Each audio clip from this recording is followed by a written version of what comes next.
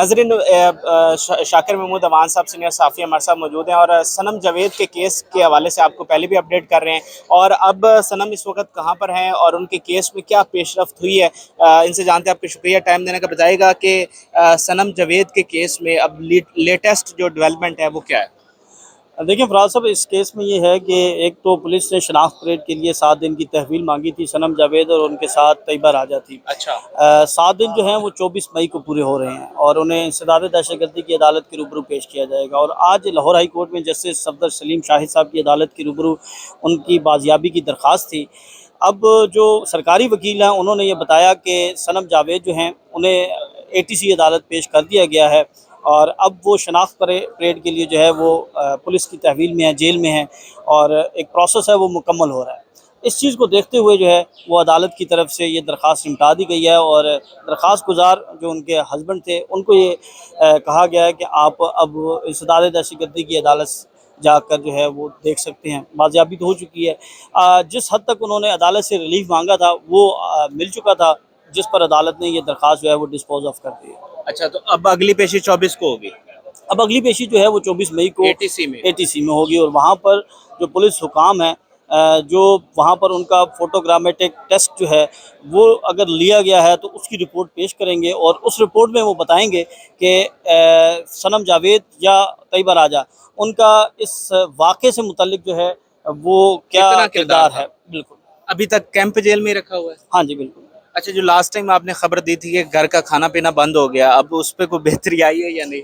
बिल्कुल जी, वो पाबंदी अभी भी बरकरार है। अच्छा। और उनकी फैमिली को रसाई नहीं दी जा रही, मुलाकात अच्छा। नहीं करने दी जा रही और कोई भी किसी किस्म की जो सहूलत है उन्हें वहाँ पर मुयस्सर नहीं है, जो हमारे पास इतलात हैं। तो अभी तक तो कोई इस तरह की इतलात नहीं मौसूल हुई। ताहम 24 मई को वो अदालत पेश होंगी तो सारी चीज़ें जो हैं वो सामने आ जाएंगी। अच्छा, मुझे बताइएगा कि चूँकि जिस तरह तैयबा है उनकी फैमिली इस्लामाबाद में होती है और क्या इन दोनों की फैमिलीज़ जो हैं, चूँकि आप कोर्ट में होते हैं और आपको सारे प्रोसीजर का भी पता होता है, तो इन दोनों की फैमिलीज़ जो हैं वो सही तरीके से केस को आगे बढ़ा रही हैं? उनको इतनी कानूनी समझ है कि हमने किस तरह से अपने केस को आगे बढ़ाना है? लेकिन तैयबा राजा के हवाले से जो अब तक की इतलात हैं कि उनकी तरफ से कोई अभी तक दरख्वास्त, उनकी फैमिली की तरफ से कोई भी शख्सियत जो है वो इस केस की पैरवी करने के लिए नहीं अच्छा। पहुंची है। बताया जा रहा है कि तैयबा राजा के जो वालिद हैं वो बहुत बुज़ुर्ग हैं, अलील हैं। अच्छा। और तैयबा जो हैं वो घर की वाहिद कफ़ील थी और जिसकी वजह से अब उनके फैमिली जो है वो पैरवी करने में जो है वो बहुत उन्हें मुश्किलात हैं, क्योंकि वालिद उनके आ नहीं सकते, वो बहुत ज़्यादा अलील हैं। तो जो ज़राए के मुताबिक जो पाकिस्तान तहरीक-ए-इंसाफ के लॉयर्स विंग है वो अब इस केस को टेकअप कर रहा है। अच्छा। और वो इसको देखेगा। तो बाकी सनम के हवाले से वो ठीक अपना केस लेकर चल रहे हैं? सनम का जो केस है वो बैरिस्टर हारिस अजमत देख रहे हैं और बड़े अच्छे वकील हैं और इससे पहले उन्होंने हाई कोर्ट में भी उनकी दरख्वास्त देखी है और अब वो ATC में भी देख रहे हैं। लेकिन जब तक उनकी शनाख्त परेड का अमल मुकम्मल नहीं होता उस वक्त तक जो है वो कोई कानूनी कार्रवाई हो नहीं सकती। अब अगर तो शनाख्त परेड का अमल जो है वो 24 तारीख को मुकम्मल हो जाता है तो फिर जो है वो उन्हें या तो जुडिशल कर दिया जाएगा, अगर वो बेगुनाह हैं तो वो ये लिख कर दिया जाएगा ये बेगुनाह है, इनको रिहा कर दिया जाए। और अगर उनके खिलाफ कोई मुकदमा है तो फिर उसमें उनकी गिरफ्तारी मुतवक्के है। आखिर में ये बताइएगा कि कोई आगे उनकी रिहाई जल्द, कोई बेल का चांसेस हैं या नहीं है? देखिए, हमारे पास जो इतलात हैं वो ये हैं, एक तो सनम जावेद जिस तरह वो अपने बयान पर डटी हुई हैं, एक तो उस वजह से उन्हें जो है वो ज़्यादा जो है वो मुश्किलात का सामना है। अच्छा, दूसरा फिर जब वो ATC पेश हुई तो वहाँ पर जो उनका एक वीडियो बना, उनकी तस्वीर वायरल हुई, उससे ज़्यादा मुश्किलात बढ़ गई, उनकी फैमिली के लिए भी बढ़ चुकी हैं कि जो पहले उनको कुछ रिलीफ मिलता था, उन्हें पहले कुछ जो है वो राहत मिलती थी, अब वो राहत जो है वो मुकम्मल तौर पर जो है वो नहीं मिल रही। अब मसला ये है कि जो पुलिस हुकाम है, जो हमारी उनकी फैमिली के साथ भी राब्ता है, वो ये समझते हैं, वो ये कहते हैं कि आपके ख़िलाफ़ सिर्फ़ और सिर्फ इंतकामी कार्रवाई है। अच्छा। आपको किसी ख़ास पॉलिटिकल शख्सियत की इमा पर जो है وہ اتنی دیر پر غیر قانونی طور پر جو ہے وہ رکھا جا رہا ہے، اور یہ صرف اور صرف کسی ایک شخص کی یا اس سے زیادہ کی ان کی ذات کو تسکین پہنچانے کے لیے، کیونکہ وہ اچھا بڑا دبنگ جو ہے وہ بات کرتی تھی، وہ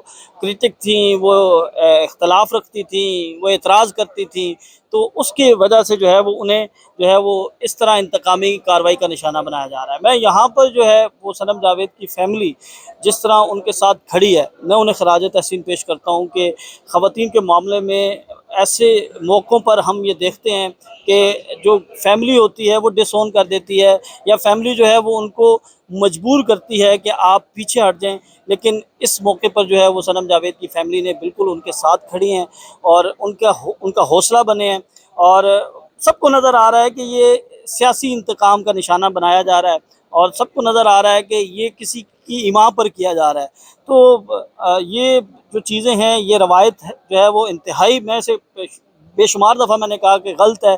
خواتین کے معاملے میں جو ہے وہ اس طرح نہیں ہونا چاہیے۔ مریم نواز خود خاتون ہیں، انہیں یہ دیکھنا چاہیے تھا، اختلاف رائے کو برداشت کرنا چاہیے، انہیں ایک ایگزامپل سیٹ کرنی چاہیے۔ اگر تو وہ رہنما یا وہ لیڈر بننا چاہتی ہیں، وہ مستقبل میں وزیر اعظم کی بھی، تو خواتین کے حقوق کی بنیادی ذمہ داری جو ہے وہ سب سے پہلے مریم نواز کے اوپر بنتی ہے کہ وہ خواتین کے ساتھ اگر کوئی ناانصافی ہو رہی ہے، زیادتی ہو رہی ہے، بلکہ اس پر ان کا بیان آنا چاہیے تھا کہ جس طرح چادر اور چار دیواری کا تقدس پامال کیا گیا، جس طرح عثمان ڈار کی والدہ کے ساتھ کیا گیا، جس طرح ہم نے عالیہ حمزہ کے گھر کا معاملہ دیکھا، جس طرح ڈاکٹر یاسمین راشد کو، اور جس طرح صنم جاوید اور طیبہ راجہ کے ساتھ کیا گیا ہے، یقین کریں کہ اس کی مثال پورے 75 سالہ پاکستان کی تاریخ میں نہیں ملتی کہ اتنی زیادتی، اتنی ناانصافی، اتنا ظلم، اتنا قانون کے خلاف جو ہے وہ سارے اقدامات ہوئے ہیں۔ بالکل صحیح ہے، آپ کا بہت بہت شکریہ۔ تو معاملہ جو ہے وہ سارا معافی کا ہے۔